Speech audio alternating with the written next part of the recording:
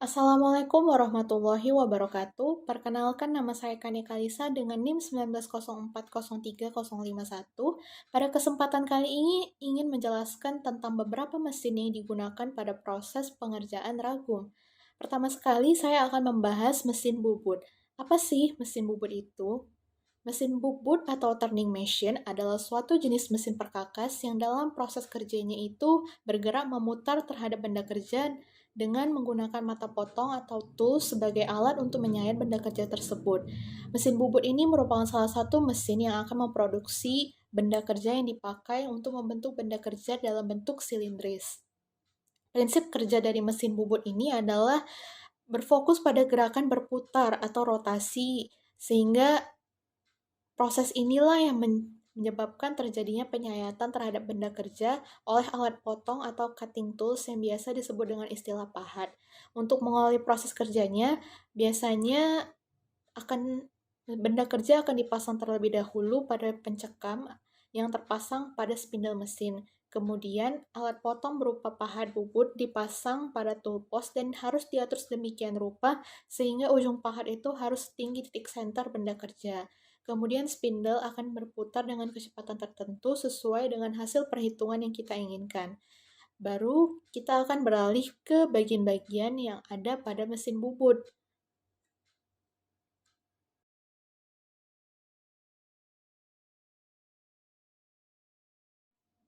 Pada proses pengerjaan ragum, mesin bubut ini digunakan untuk membuat part-part yang berbentuk silinder seperti tutup pemutar, pemutar ulir, dan juga ulir sendiri. Mesin bubut ini digunakan untuk mengurangi dimensi pada benda kerja sehingga berbentuk silindris ataupun tabung yang merupakan bentuk akhir dari ketiga part tersebut sehingga dalam proses pengerjaan ragum, mesin bubut digunakan untuk membuat ketiga part tersebut. Kemudian kita beralih ke mesin kedua yaitu mesin scrap. Mesin scrap atau shaping mesin dikenal juga sebagai mesin ketam. Mesin ini digunakan untuk mengerjakan bidang-bidang ataupun membuat suatu bidang yang rata, cembung, cekung, beralur dalam kedudukan mendatar, tegak, ataupun miring. Mesin scrap adalah suatu mesin perkakas dengan gerakan utamanya yaitu lurus bolak-balik secara vertikal maupun horizontal.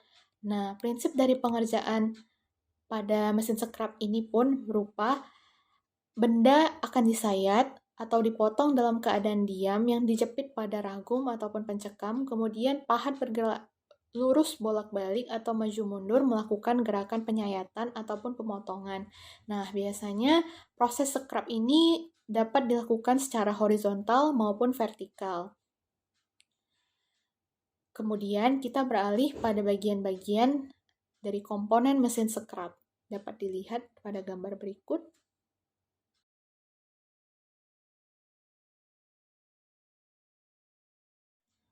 Fungsi utama dari mesin scrap pada proses produksi ragum yaitu digunakan untuk membuat profil ataupun pahatan yang berbentuk seperti parit pada sisi atas bagian badan ragum dan sisi samping ya dari bagian dudukan ulir, papan penjepit, penjepit tetap, serta penjepit berjalan.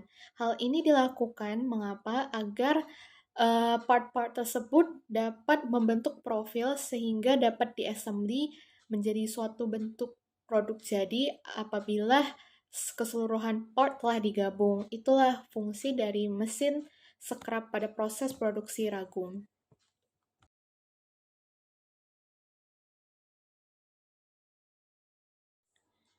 Kemudian ada kerja bangku. Kerja bangku ini adalah proses pengerjaan yang dilakukan dengan tenaga manusia. Untuk makanya dari itu, pada proses kerja bangku ini, kita menggunakan mesin dan juga tenaga manusia dalam proses pengerjaannya, dikarenakan karena masih minimnya mesin yang ada dan juga lebih mudah pekerjaannya apabila dilakukan dengan bantuan tenaga manusia.